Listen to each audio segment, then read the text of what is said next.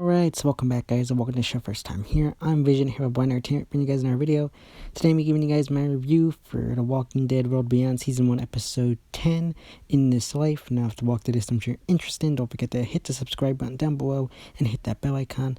That reminds me more Walking Dead content from me moving forward. Now let's begin. So, we got the Season 1 finale for The Walking Dead World Beyond In This World. Now, compared to the other episodes, I think this is probably a good episode. It's strong. Of course, it's a stronger episode given the fact that it's the season finale for the show.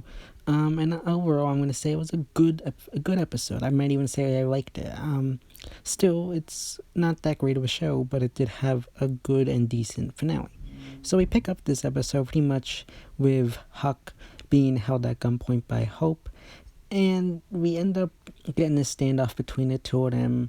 And it's revealed again, I mentioned it in the previous review, that Huck was the one who sent the distress signals that got our group on the road, because they need to get them on the road so that they could deliver Hope, who is the asset, to the CRM headquarters. Now, I like this. Now, one of the things I didn't really like, and I feel like this could have, I know it couldn't have happened due to plot reasons, and it played out this way for plot reasons, but why didn't just Hope shoot her in the leg and just leave her? Like, it just doesn't make any sense. She had the clear shot to kill her, and I get it, she's a kid, I get it, they need to have it for plot reasons, but it's just so easy to just look at, this is how you could have gotten it done. I mean, it just was obvious. But then you got Iris and Felix, who are trying to figure out what happened, and they try to figure out how to move forward. And then you got Iris, who remembers that the room that Huck wouldn't let her go in the previous episode. So they go and investigate, and it's revealed that they have a bunch of supplies in there to help get the car up and running again, and to help fix Felix's foot. So once they got that, you got them who decide to head out with Felix now somewhat recovered, and their truck is kind of fixed and ready to get moving. And I really one thing I did like is a little scene where you got Felix and trying to teach her how to drive. It was a small moment. It was just kind of funny in the overall scheme of things. I liked that. It was just a small comical moment, and I just did enjoy that moment. But again, you got them trying to head off. Now, at the same time, you got the story regarding Elton and Percy, who end up running into Silas, who started a fire, and they end up following the smoke and finding them there. Now, they end up regrouping the three of them, and of course, it's they tell Silas, it wasn't you who killed them, it was Huck, and that they decide that they have to get back to Felix and them to warn them, and they're just pretty much regrouping at that point, trying to figure out a way to go, and that's pretty much their journey. At least they kind of figure out, okay, we got to find Felix, so they pretty much begin to move out, even though Percy is kind of slowing them down due to being injured. But then, like I said, you got Felix and Iris who are tracking them, and you got Huck and Hope who stop at abandoned house for the night. And as they're at the house, you got Iris and Felix who show up, and Huck just tells her, look, you got to play along with me, and I'll protect you no matter what. Just have me do the talking, and we'll get out of this. So they show up, and you got Huck, and who is just plays it off, everything's okay. We just didn't want to, we didn't say goodbye because we thought it'd be easier the way we left things, and just playing things cool. And then as she's about to leave, you got Felix, who pulled her at gunpoint and demands her to drop the keys to the truck. And at first she doesn't do it, and then she does, and then two get into a scuffle. Now they get into a good, nice fight. I do like the fight scene here. It was a good, decent fight. I think it lasted a good time. And I love how they used the different environment of the worn down home. They went flying for the walls. Felix grabbed the doors to a cabinet. It was a really good scene. But I am going to kind of take off points, because I feel like in one area that you got some parts of the fight were blocked by the wall. And in my opinion, now I can't prove it, but I feel like they did that because it was due to the fight, and it wasn't a good fight scene, or it was body doubles, which I'm taking off points there because I just feel like they should have shown it. And even though I know there's probably reasons as to why they didn't, I just don't like the reasons as to why they probably did it. So I am going to take off points there. But then you got him getting into a scuffle. You got Iris, who is trying to, and Hope, who are trying to find his gun to try and stop things. They go fighting outside the house. And then you got Huck, who is about to kill Felix. However, before she can kill Felix, you got Hope, who fires off a shot. And, now we originally thought to believe that she shot Huck. However, she just fired off a warning shot, and now then holds the gun to her head, threatening to commit suicide unless Huck lets Felix live. Now, this is an area of the story I wish would have played out differently. Now, I don't want Felix to die because I really like him and I think he was a good character. However, I feel like it should have been a moment where instead of killing him, maybe Huck severely wounds him. I feel like that would have been a good thing, but I feel like they couldn't have done that due to the whole LGBT thing. Now, because that's one of the reasons why he couldn't die. Because if you look at this fact, Felix is probably safe, because if they kill him off, I can guarantee you it'll be a whole LGBT thing, which is going to annoy me if they do kill him off, because it'll be just a whole thing. But again, I feel like they, at least Huck should have wounded him somewhat. Like taking the spear or whatever she had and just wounded him a bit. Now, once, Hope holds the gun to her head, she does threaten to kill herself, but then you got her convincing Iris and Felix that this is what needs to happen. I'll be safe, and you guys just need to move forward and go back to the campus community. Now, from there, you got the groups, departing each other. They decide to say goodbye, and they head off on their own little journey. Now, throughout this episode, it is revealed the reason that Hope's the asset and they want her is because apparently she's a super genius kind of kid.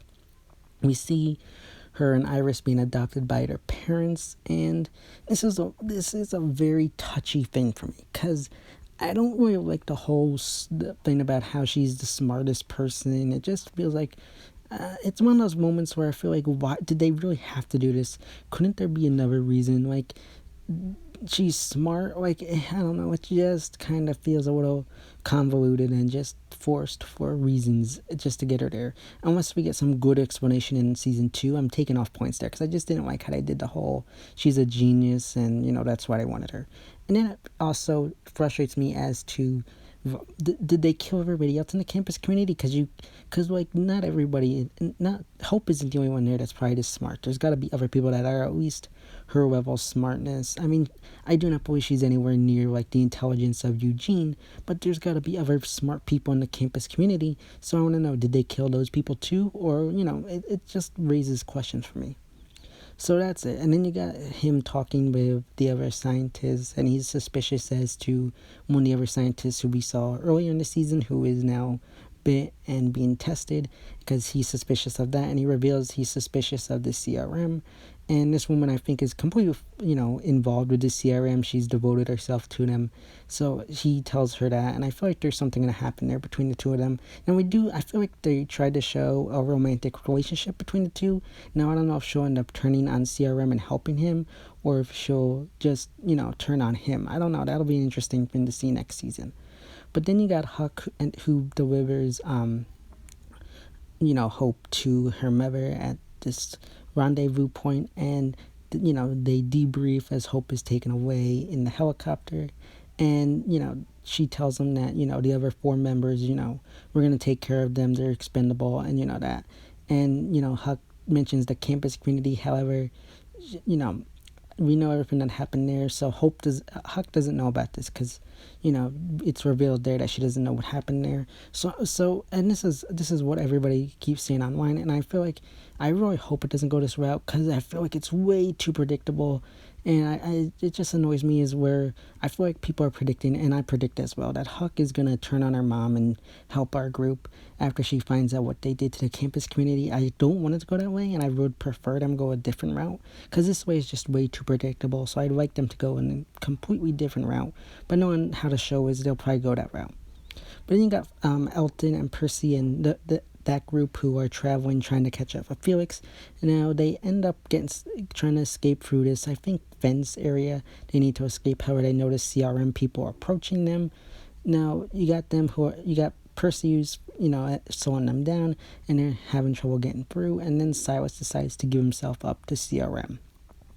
So he goes off, handing himself over to CRM, and Percy and Elton are able to escape and head off to meet up with Felix. But then you got Silas, who surrenders to the CRM and is brought in. Now, unless it's due to the fact that he's one of the four that they see as being wanting to capture or whatever. But like, why didn't they shoot him? We know due to Fear the Walking Dead that they will pretty much kill anybody that they run into. So why didn't they kill Silas? I mean, unless they need him and the others for something, but they said they're expendable. So that doesn't really make any sense either. I feel like there's a plot hole there. It just makes no sense. But then we end the episode off with Felix and Iris, walking for the woods, and Iris is saying, look, we'll find a way. We're going to get Hope back, and we're going to fight back against the CRM. And Felix is saying, well, how are we going to do that? And Iris pretty much tells her, look, we'll find a way. Now, as they're traveling for the woods, they end up meeting up with Will and another group of survivors. I'm assuming they're like the other security detail members or just other de factos from the CRM, and he and Felix embrace and hug.